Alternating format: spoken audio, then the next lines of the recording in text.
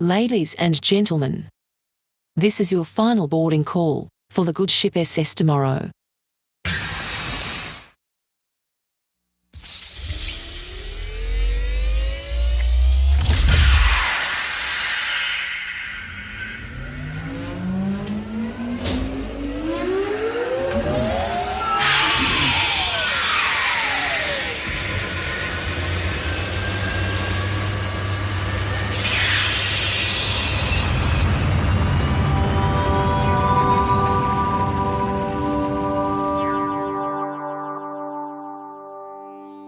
Today on The Friendly Futures, riddle me this. What's one thing that flows through all things?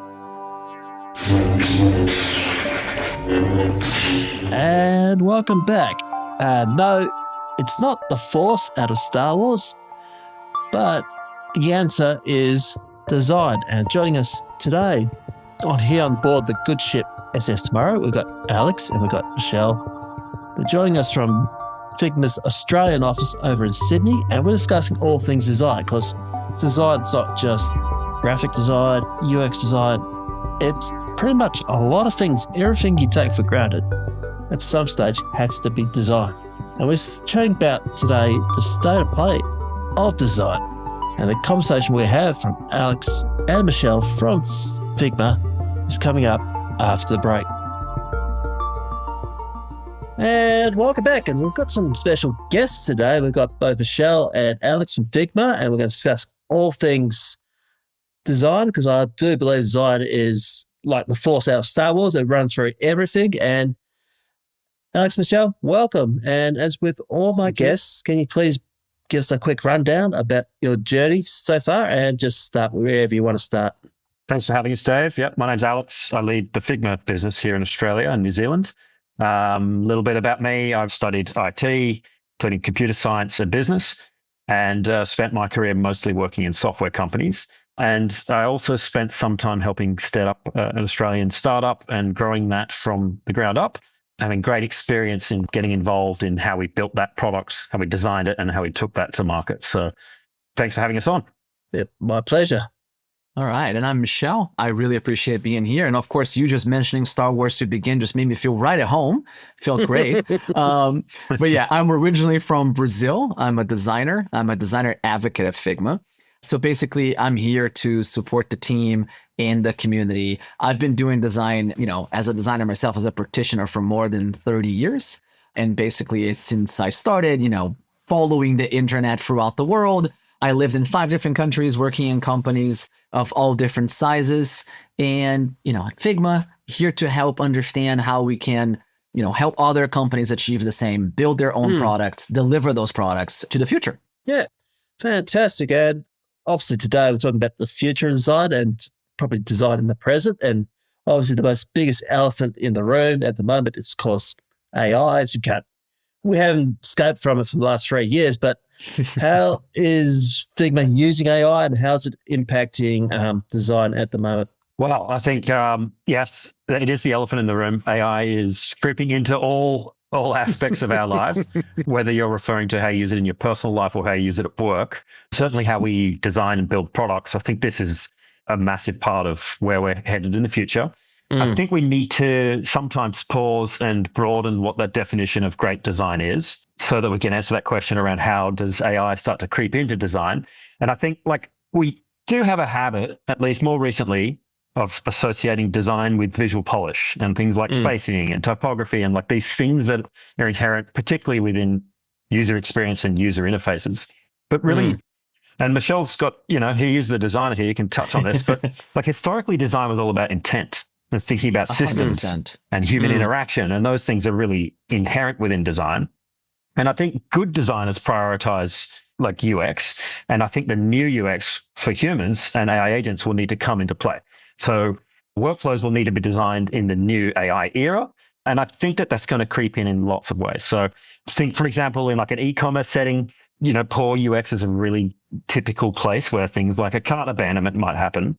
If you're not designing the customer journey and the customer experience very intuitively through understanding user intent and how you want to, the customer to pass through that journey, I don't think we're optimizing for the right things. And designers will start to need to imagine what that workflow will start to look like when you have agents interacting with agents. So I think AI is going to creep into design in many ways. And, of course, business leaders need to empower their designers with the right tools to get there.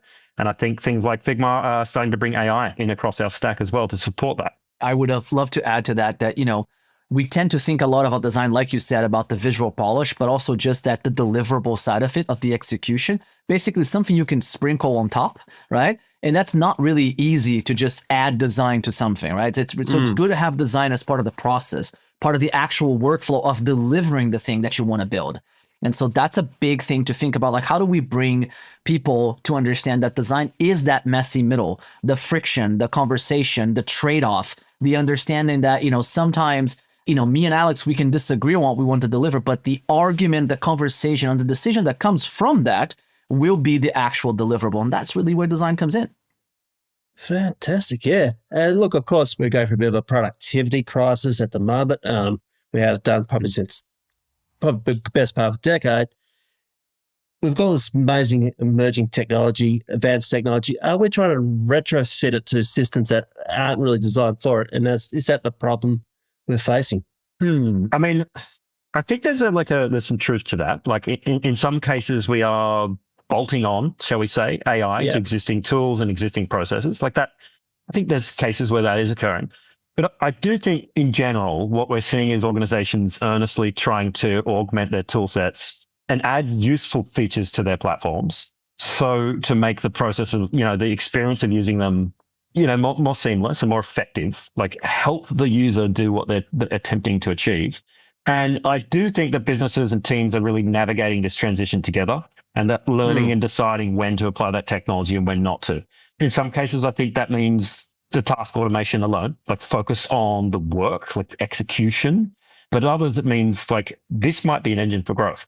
Here at Figma, one thing we talk a lot about is a lot of what we see at the moment is focused on speed, like making you build things more quickly. And that is useful. That's very useful. Like being more efficient with the resources you have is important. But building the right thing is very important. So going in the right direction is quite key. But then we run into another risk, and that is that if everyone is using the same LLMs, the same models, and they're building everything quickly, and they're kind of all competing and moving in the same direction, what does the average then start to look like? Everything starts to feel similar. And so that's where we think of this as like, where is the differentiation? So we think that building amazing products, great products, requires all the great things that design brings to the table. But, the middle of that Venn diagram is of speed, direction, differentiation is where we want to focus. And to add to that, if you have speed, but you have no direction, how do you know you're not driving towards a wall, right? So it's very easy to go straight forward without knowing that you're going in the right direction. And also, like Alex put beautifully here, if LLMs are great at doing, the same and average and thinking about that interpolation side of things, right? We have to come in as designers and, just product builders and people and be good at the extrapolation side of things, right? Who is going to come up with the next new thing if all that we're building are the averages of other things that already exist? So we really have to consider that. We really have to think about, we can be more productive. Yes. We can accelerate the ends of the production and make them faster. Execution will become faster, and it's already becoming faster with the tools that we have today. But we have to do the thinking and really understand, how do we differentiate? What is the direction we want to do? And how do we use that speed at the right moment to speed up or slow down? Speed is a lever, right? Yeah. You got to choose when to speed up and slow down to actually know what you want to deliver. And I guess tools can lead into build more of an integrated experience as well. Like, say, for example, Apple. I would say that's a great point, right? Like, so we're talking a little bit there about like end to end. The full end-to-end journey. Like an observation, and I'd appreciate Michelle's take on this in a moment, is that design is becoming more like the full breadth, like more around like service design 100%. rather than digital product design alone. I think we can all acknowledge that we're all doing more, not less with AI. Yeah. And there's a lot of analysis around that. And like there's a Wall Street Journal article that was not long ago that AI isn't lightening workloads at all. It's making them more intense. I think we can all agree that that's a reality for us. I find myself spending less time conducting the analysis itself and more evaluating my options and making decisions. So it pushes you further down the funnel to those places where you can make more of an impact. Likewise with how we make decisions around what to build, how to build it, etc. And, go back to the end-to-end piece. This is about giving and shifting where we spend our time from clicking to thinking, and thinking about that end-to-end customer experience journey from digital to physical and so on. And weaving how we do that well is obviously back to where that differentiation comes again. But it's not only integrated experience in the sense of how we deliver the work, right? So you mentioned the Apple, the way to deliver the software and the hardware and the thinking, and also the store, right? The store is a big part of how Apple sells. So that service design side of it, the fact that when you enter an Apple store, it feels like an Apple store, right? It builds the entire customer journey, the way they want to high five you when you get an iPhone, like that's all designed in a way, right? That's all thought out by someone that creates this whole, like, this is the conversation that we're having. So as designers, and again, as product thinkers, because the roles are kind of blending, right? So we're saying designers here, but at Figma, we don't really see just designers using the product. We see product marketing people, we see product managers, we saw all these people working through this together, right? So, because of the role blending, you see a lot of people coming in and doing design, and designing being really everyone's business. Because again, you are designing the product, the experience, what I see on the other side. It's not just the interface, it's not just what is on the screen, right? And those experiences today in other workflows are very siloed and text-based. People are just talking to these computers as chats, right? And just having these conversations. And I really think like what makes it more, interesting for the future, the integration that really makes the experience good is actually bringing all those roles together and putting them, in the same place where they can all share their thoughts, and they can be multiplayer, and they can be visual, and they can discuss things. And again, have the disagreements, have the directions, have the conversations, right? And collaborate together. You can dip your toes like Alex was saying, if he doesn't want to work a lot on the analysis side, and he wants to do a little bit of the PM thinking or the design thinking, like the tools are facilitating, right? But, from a customer point of view, right, we are unifying all the touch points of a customer, all the views of the customer, right? We're bringing them all together in a place, right? So you as the designer, the thinker, the person building it can see it, but also the customer will get a better experience out of that, right? Having this unified understanding of, no fragmented data, no frictions at the points, right? I love using this example from Disney. It's a goodie in my family. We all love to go to Disney. Again, Star Wars. And, if you book a park, right away it asks you about where are you staying, like which hotel are you staying? Do you want to stay in a Disney hotel? Those companies are actually not the same companies. Inside of Disney, they are separate companies. But the workflow and the thinking and how they were unified as a system, right? Alex, you were also saying something to me before about how you use your bank, right? And how the bank allows you to have this experience that, just flows from one device to another. If you want to share that, I think that's a very valuable thing here too. Yeah, I was sitting here like kind of chuckling. Where digital products come into the real world is a very easy place for friction to turn up. And I think like Commonwealth Bank, I think one of the best banking apps in the world, hand on heart. I am a customer, among other banks, of course. However, I recently purchased something off, I think, Facebook Marketplace, and I went to pick it up. I didn't take my wallet with me, and then I got there and they said it's like they wanted cash only. And I'm sitting there going, okay, I'm going to have to drive an hour back home and back again. Like that's a bit of friction for you. I probably should have agreed up front. I remembered that in the Commonwealth Bank app, you can actually use your phone to get cash out of an ATM. So I think it's called like cashless withdrawal. Withdrawal. Yeah. Life savings for me. I think I got my new motherboard for my computer. I was able to solve the problem. But like, what thoughtful design. A perfect example, recognizing that people don't carry wallets around, that they don't have cash. Sometimes they do. Like that is very, very good intent, and understanding how to actually then implement that into product. And there's all the data dependencies and there's all the systems and all the fragmentation that needs to be dealt with at a deeper level. But ultimately it comes back to understanding the customer, what they're going through and what they're going to require of you as a service provider. You nailed it, right? It's not designed at the level of the screen. It's designed of the level of like when I'm out and about, how am I going to solve this? And what if I forgot my wallet? And that, it's thinking about those use cases. And it's such an amazing little way of thinking about like design is not really the app itself, right? The app solved it. It was the delivery way to get there, right? But again, the cash machine also has to work with that. So you had to unify all these systems to think about like, oh, I need to be able to provide this at the specific time that Alex needs it. It's the correct timing for you that is more important. Yeah. Well, that's it. I mean, you have to just put it in sometimes you just need to put the human in the center. You got it.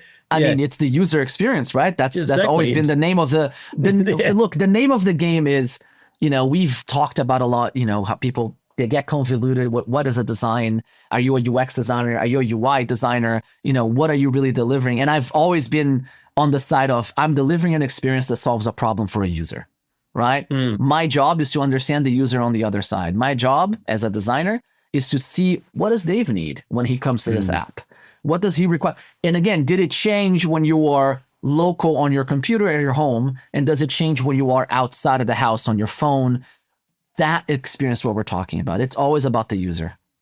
And also leads neatly into my next question. It's also probably a little offline, but we have seen more, handcrafted, handmade aesthetics coming in. Is this sort of like a pushback against this seamless digitalization of everything? 100%. And again, look, we've always believed starting from analog is amazing, by the way. Yeah. Being able to draw something, even how rough it is, like great ideas start sometimes at that just, can I grab a piece of paper and show Alex or Dave, like, this is the thing we're talking about. This is the idea, getting on a whiteboard, right? I mean, who's never done that? That's usually what we do. The expectation that because things are more digital at the end when we deliver doesn't mean that we're taking away the handcraft on that side, right? So we see in our tools the ability to have Figma draw instead of Figma design. So you can draw something to show people, right? You can do stuff in FigJam where you're, again, drawing or just putting stickies and, thoughts that are not ready yet to share. Your ideas can come from anywhere, right? So when they're not ready yet to be a fully formed design, right? You just want to see them. You just want to document. You have something to share with someone. Because again, what makes things more human to me is that collaboration side of like, now I can show you and now we can talk about it. The other side of that is what you said, which is, when things are going to digital and everything is digital and easy, you will see some sort of a resistance towards the other way, right? Because the differentiator, right, what makes things different is that they don't look like everything else. And if everything just looks the same and feels the same and it's very, very digital design, you will see people reacting with, well, what about handcrafted? What makes it feel more premium? Because I now have that feeling of a human made this, right? But you don't see that just in design, do you? You see people going back to vinyl and to, cameras with film, right? So there is a movement towards that idea, right? But in our world, specifically in Figma, you see like if other tools are commoditizing the execution and making it cheap, right? You have to invest in like differentiating yourself. And if that is adding handcrafted, handmade things is one way, maybe it's just learning, how to imbue your taste or your personal experience. Like I said, I'm from Brazil, lived in the Netherlands. Like I come with certain things that maybe other designers don't. How do you show your experience through your designs, right? How does, again, Alex, a person that built a company how does he bring that experience in what he's going to build, Yeah. Like to add some more of that, Alex. A big way we think about this is meeting people where they're at in terms of giving them the tools they need for where they're at this point in time. So I started coding when I was fairly young. Like I started this, I think it was GW Basic was the first language I learned. Like 10 years old. I can understand that world to an extent, but I'm not a dev. I'm not an engineer. That is not my forte at all. I'm a very graphical person. My father was he's a very artistic person. I think I may have inherited like 1% of that, but I'm very, very drawn to the visual world. Like I love visualizing ideas and being able to like play with those. And the philosophy we're running with is that depending on what your skill set, whether you're in product, whether you're in design, whether you're an engineer, allowing people to start wherever they are and participate in the process of building awesome things. And by that, I mean also designing those and giving them the tooling to do so is our philosophy. And I think that gives everyone the best shot at being able to bring their best self, their best view of the world, their Brazilian, Dutch influence into the things they're designing, and doing it in a way that's harmonious to how they like to work with tools. Like it's that's how we're approaching it.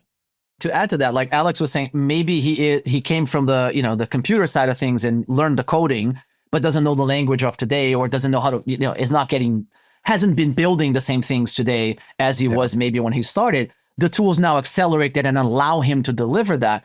But the other thing you see is, how comfortable someone is speaking visually or showing something visually. And again, the tools today simplify that, right? If your expertise is in writing a product review or, the definition of a product, a PRD, right? You're able to then deliver that visually where before you couldn't, right? You can use Figma Make, you can use any tool to just like be able to input that content and get something visual at the other side, right? With the AI helping you. So you see that, again, that cross-pollination, but maybe you are more comfortable just providing feedback and putting comments on a file. And that is the way you contribute. Like each person in a team, I believe that, again, design is that friction and that connection between these people, right? That conversation between them is the design. So even someone that just said like, oh, I don't do design. Well, you're participating, you're putting comments, you're having the conversation. Yeah, exactly. Yeah. Now, this podcast is about the future. And where you see that currently you see the bleeding edge, and where you can, first of all, where do you see the bleeding edge of design right now? Probably a good one for you, Michel. Yeah, you're the designer. Yeah, no, of course. Look, I mean, it's very easy. Again, we're going to fall into the whole, there's a lot of AI in the bleeding edge, right? I personally feel the bleeding edge is, there's a lot of conversations about, design delivering something to code, like the handoff part of it disappearing, right? And basically means that your canvas, your material will be live, will be in the user's hand, will be able to be delivered right away. But that's a shift that's happening, right? So in the execution side, you see a lot of us just being able to deliver something directly to the user. On the other side of that, that means we have to do the higher order thinking to know, what are we going to put our time on? How are we going to spend the time of, what we want to build? Because again, we can spin up a bunch of agents today, right now, during this chat, right? And like, I'll open a little agent here and start coding a new version of the website for the podcast for Dave, right? But I need to know what that means. I need to understand how I want to define that website. So again, the bleeding edge is there's a lot of agentic workflows, a lot of things that we can just ask the system to go out and explore and build. They are non-deterministic. So I'm always pushing people back on like, you determine, you define, right? The other thing I really think about is, like Alex was saying, when he started, he used to code in this language. When I started, you used to have floppy disks. And you used to have to go to this room to get access to the computer and the server, right? And then all of a sudden, from going to a room, I have the computer in my room. And then all of a sudden, I have the computer that I carry with me. Now it's in my pocket. Now it's in my wrist. Now it's in my glasses. So imagine that the compute is going to go away from existing in any place, and it will be everywhere, in any surface that you're in, right? That's where I see like, when people talk to me about AI, the thing that gets me excited about AI is that the compute will happen wherever I am. And I would just be talking to the compute. I coded an entire website with an OpenAI tool on my phone that I was able to just speak to it, and it's coding the thing. That agentic workflow via voice directly to GitHub, right? And just pushing it out.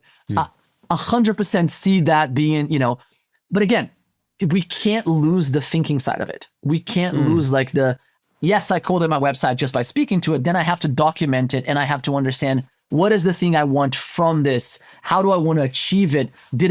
What is the definition of done even, right? Yeah. So technology is great, and it's only going to keep changing, but I think we have to also add our humanness throughout the technology, and this collaboration between humans and agents is just starting. Yeah. Actually, it's a very interesting point too, because I remember a previous guest of mine actually brought up the closing of the interactive loop.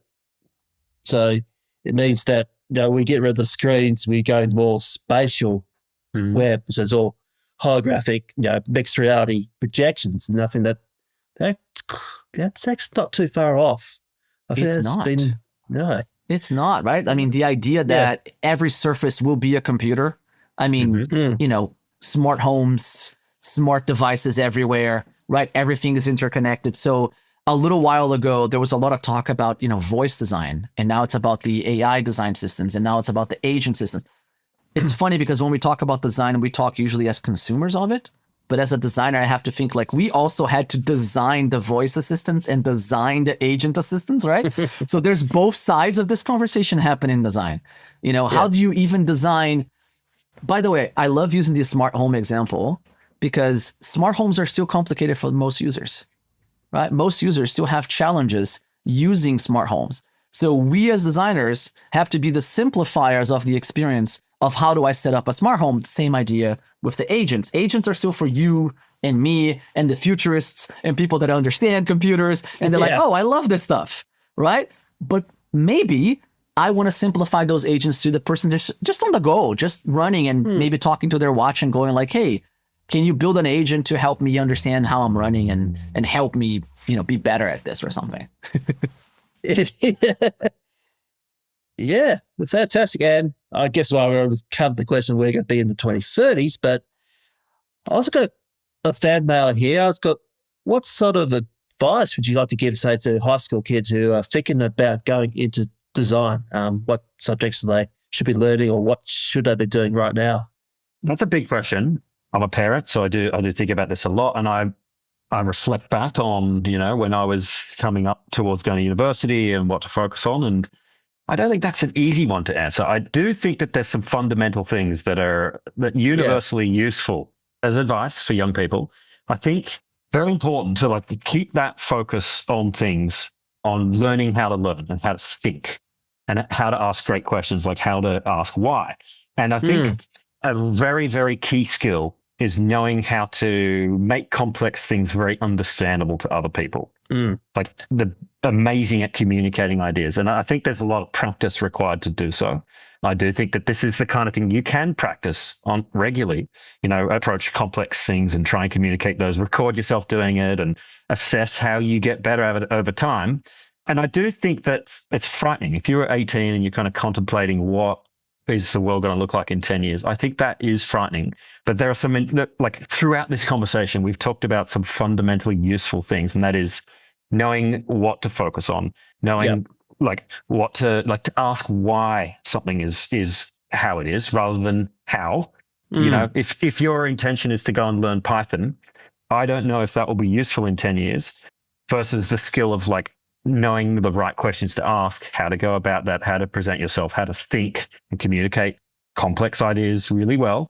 I do think that, so the things that we've had to do in the past are going to get automated out of our day-to-day. You may not have to do the deep analysis in the spreadsheet as much, but you certainly need to be able to interpret the recommendations and make judgment on that and apply decision-making and very, critical thinking.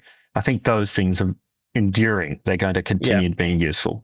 I do see that the ability and the openness of embracing new tools and new ways of doing things is crucial. So remaining open, remaining curious, and working your bum off along the way.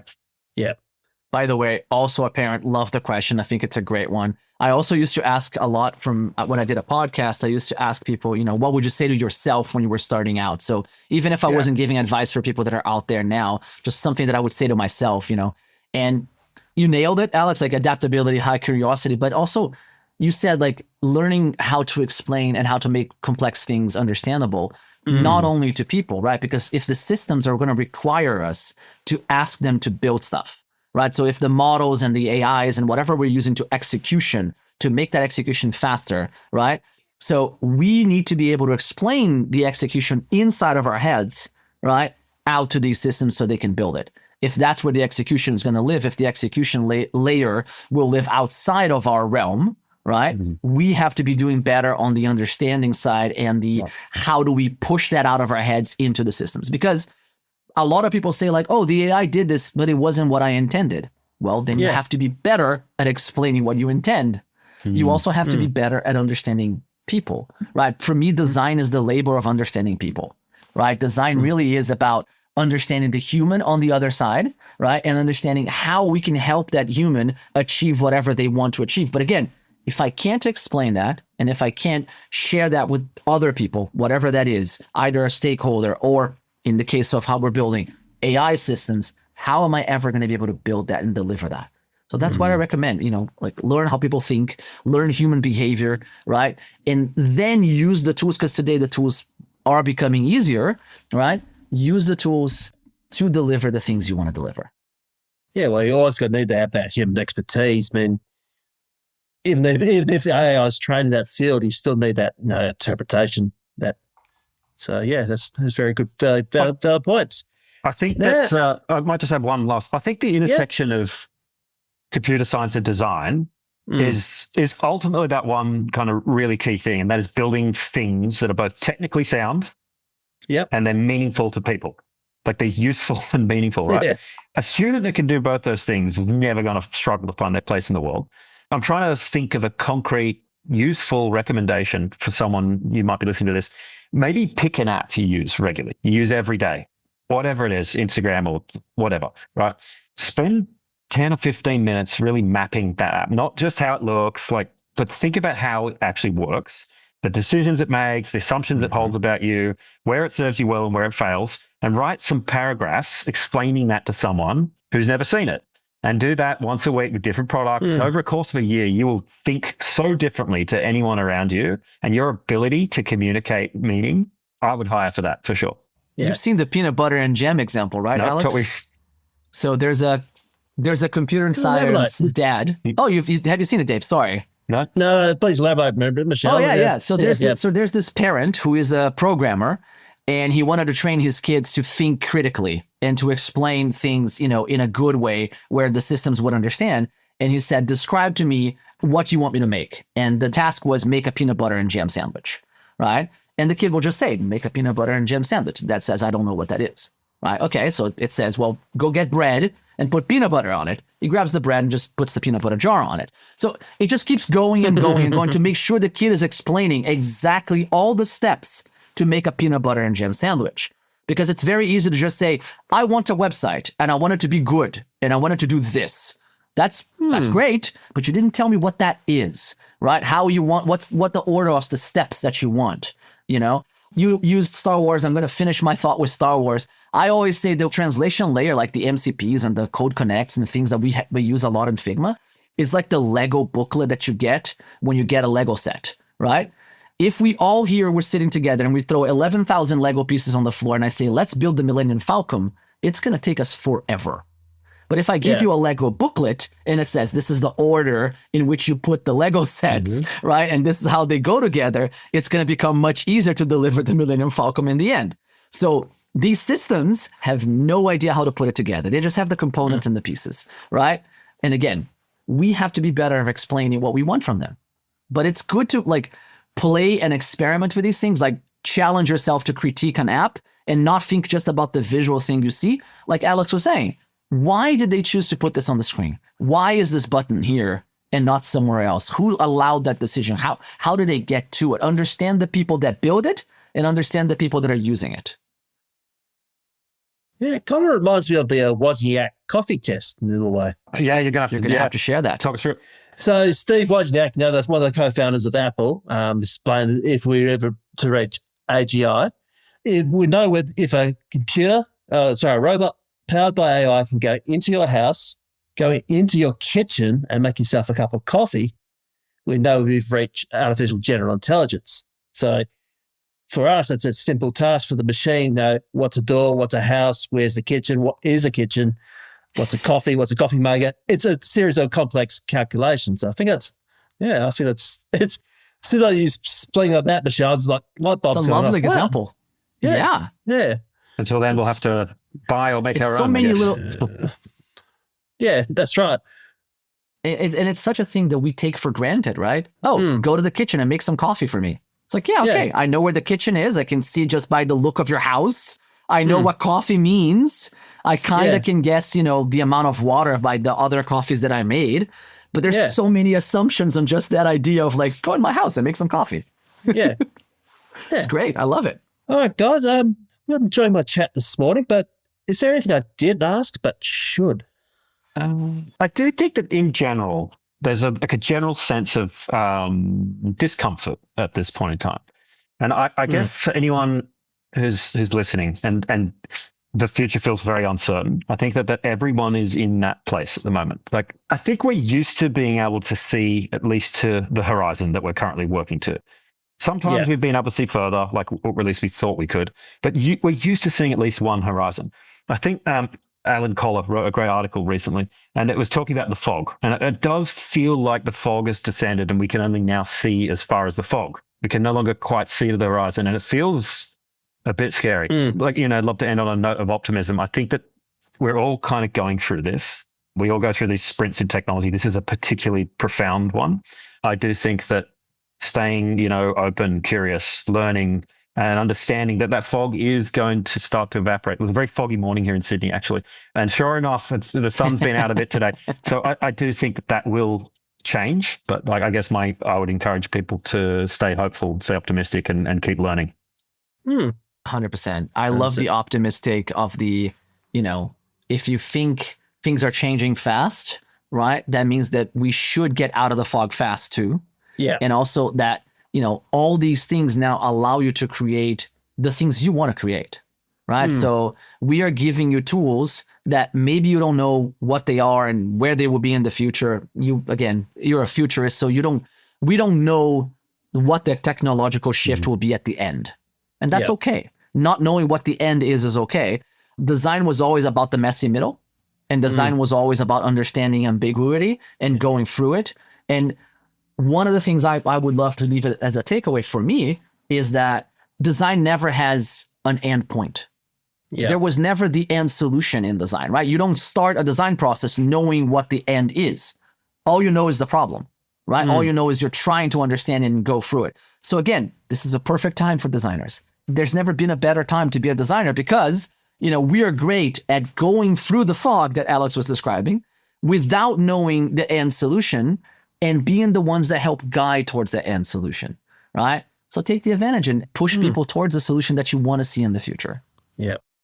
And once the fog's cleared, I think we're going to be a brand new, exciting world, good times. Some say maybe a bit of a digital renaissance, and I think that's something to look forward to. 100%. I think to us, if the fog's clear, it means it's going to clear out for a fine day. So typically, love that. So, if there are any students out there, by the way, and they want to start to play with some of these tools, we offer Figma for free to students. Go to Figma edu. They can start playing with this, doing some really cool, fun stuff. So check that out as well. Cool. I'll make sure that's in the show notes.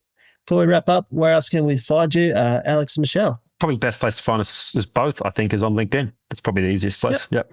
100%. Yep. No worries.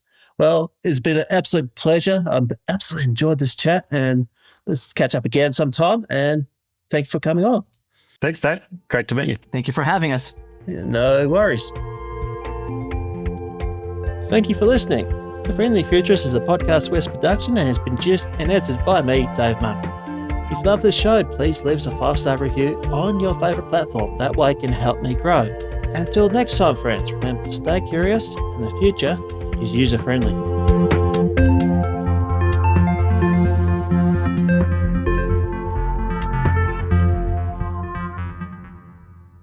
Another Podcasts West production.